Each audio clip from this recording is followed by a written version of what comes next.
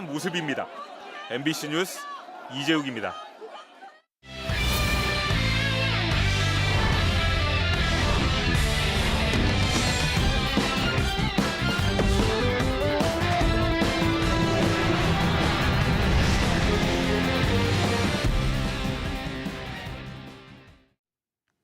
네, 시청자 여러분 안녕하십니까? 계속해서 MBC 뉴스투데이 충북입니다. 요즘 거리에 오토바이 소음 때문에 깜짝깜짝 놀라거나 짜증과 불쾌함을 느끼셨던 분들도 많으실 겁니다. 청주시가 결국 오토바이 소음 규제를 강화하기로 했는데요. 과연 소리가 얼마나 줄어드는 건지 김영일 기자가 취재했습니다. 한밤중 찢어지는 듯한 소음이 정적을 깨트립니다. 터질 듯한 오토바이 엔진 소리에 주민들은 밤잠을 설쳐야 합니다. 요즘 더우니까 에어컨 틀긴 그렇고 창문을 열어놓고 지내는데 이제 오토바이 소음이 너무 심하고 그러니까 이제 여기에 코로나19 이후 배달 오토바이까지 급증하면서 지난해 소음 민원만 132건, 2년 전보다 4배 가까이 늘었습니다. 하지만 지나치게 높은 기준 때문에 단속은 쉽지 않습니다. 오토바이를 세워두고 단속하는데 이때 소음이 105데시벨만 넘기지 않으면 돼 굉음을 내는 오토바이를 붙잡고도 놓아주기 일쑤였습니다. 굉장히 시끄러운 오토바이들도 단속을 해보면 105데시벨을 넘는 경우가 없습니다. 시민들은 불편 많이 하신데 현행법상 초과된 오토바이가 없어서 저희가 단속에 좀 어려움이 있습니다. 결국 청주시가 움직였습니다. 밤 10시부터 다음 날 새벽 5시까지는 주거지역 반경 50m 안의 소음 기준을 105데시벨에서 92데시벨로 강화하기로 한 겁니다. 어기면 10만 원의 과태료가 부과됩니다. 과연 차이가 얼마나 날지 같은 오토바이로 비교해봤습니다.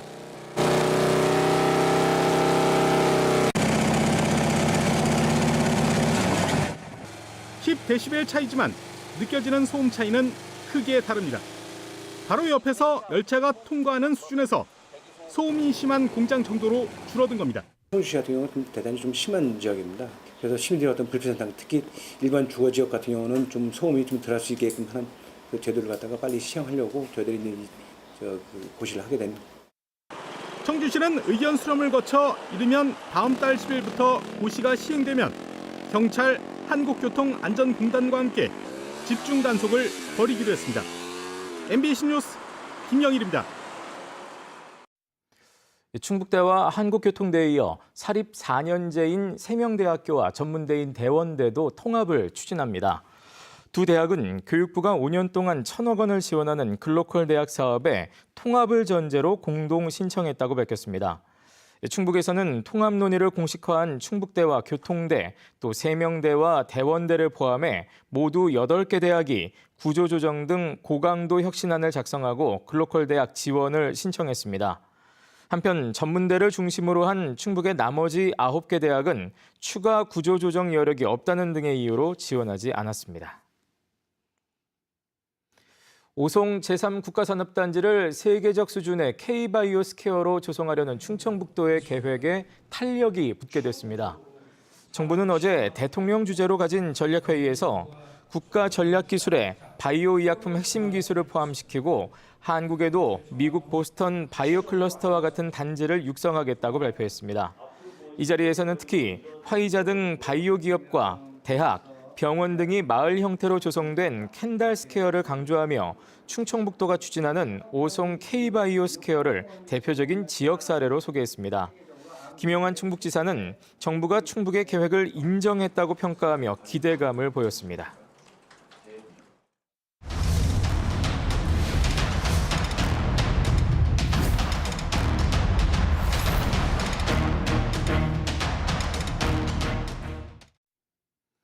네, 미성년자 성착취 문제를 다루는 기획보도 시간입니다. 미성년자 의제 강간죄를 저지른 단일범의 70%가 집행유예로 풀려나는 실태를 지난 시간 보도했는데요. 오늘은 왜 이렇게 집행유예로 풀려나는 경우가 많은지 그 이유를 살펴봅니다. 이채연, 조미애 두 기자의 보도입니다.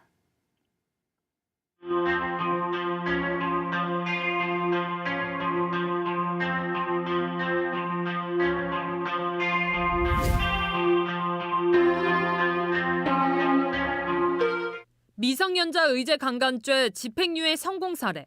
변호사들이 인터넷에 올린 홍보 게시글과 영상들입니다. 합의를 받아냈다거나 외모가 성숙해 미성년자인 줄 몰랐다고 주장한 게 받아들여졌다는 내용이 주를 이룹니다. 성범죄는 합의를 못하면 실형, 이거 그냥 변호사들 다 알고 있는 공식이에요. 합의하면 집행유예로 풀려난다는 이 공식, 정말 통할까요? 취재진이 미성년자 의제강간죄 5년치 판결문을 통해 검증해봤습니다. 미성년자 의제강간죄 한 가지로만 처벌받은 경우 집행유예를 선고받은 182명 중 무려 73.6%가 합의가 이뤄졌거나 피해자 측으로부터 처벌을 원치 않는다는 의견을 받았습니다. 합의한 피고인 중 실형을 선고받은 사람은 얼마나 될까? 겨우 3.6%인 5명만이 실형을 선고받았습니다. 합의하면 실형을 면한다는 공식은 96.4% 확률로 통했습니다. 단일범과 복합범을 포함해 1, 2심 전체를 놓고 보면 집행유예를 선고받은 피고인 중 75%가 합의나 피해자의 처벌불원 의사를 받았고 합의한 사람 중 24%만 실형을 선고받았습니다.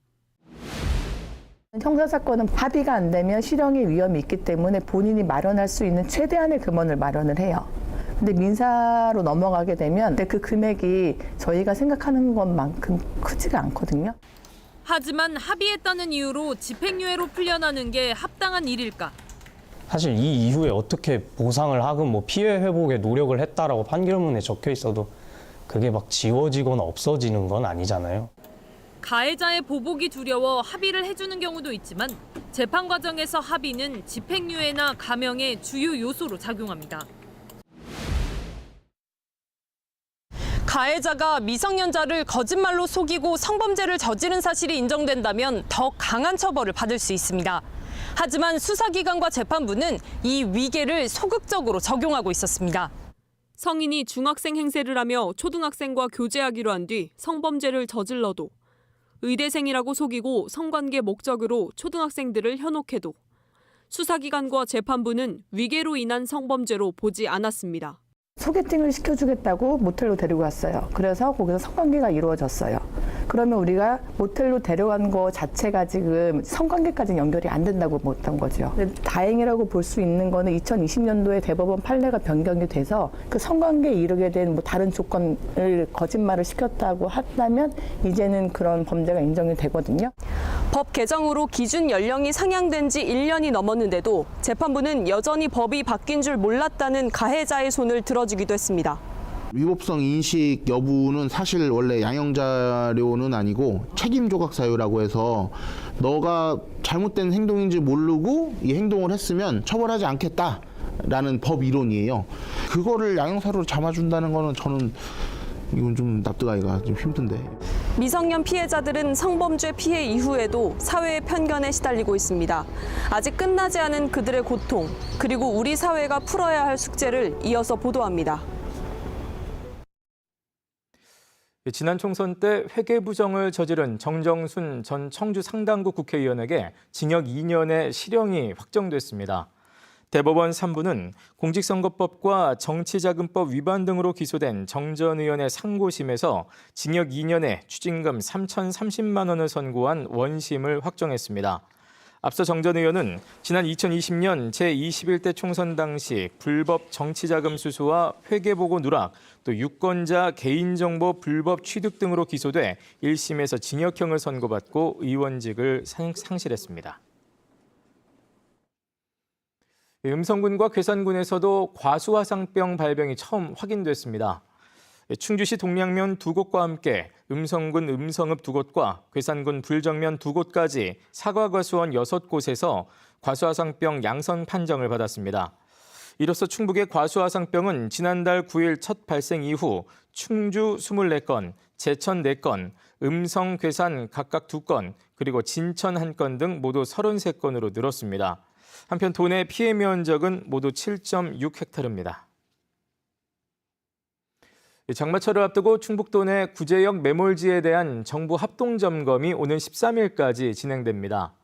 충청북도와 환경부 그리고 농림축산식품부는 지난달 구제역이 발생한 청주시 북이면과 오창읍 또 증평군 도안면의 가축 매몰지 11곳을 찾아 방수포 마감과 침출수 포집 등의 문제가 없는지 확인할 예정입니다. 충북구제역 방역대책본부는 구제역 발생농장의 가축들은 모두 해당 농장 부지에 매몰됐으며 미생물 발효 방식으로 처리돼 과거와 달리 침출수 발생 우려가 거의 없다고 설명했습니다. 충북에서는 지난달 10일부터 18일 사이 11건의 구제역이 연쇄 발생해 소와 염소 1,571마리가 매몰됐습니다.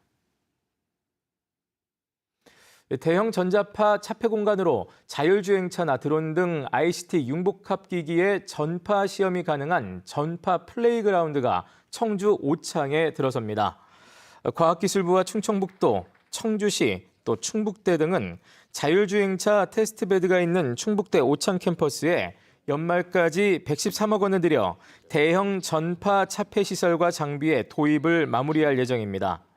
충청북도는 자율주행차 테스트베드와 충주의 수송기계부품 전자파 센터, 세종 자율주행 특화도시 등의 인프라가 연계돼 다양한 첨단 산업 생태계를 구축할 것으로 기대하고 있습니다. 네, 뉴스투데이 충북이었습니다. 함께 시청해주신 여러분 고맙습니다.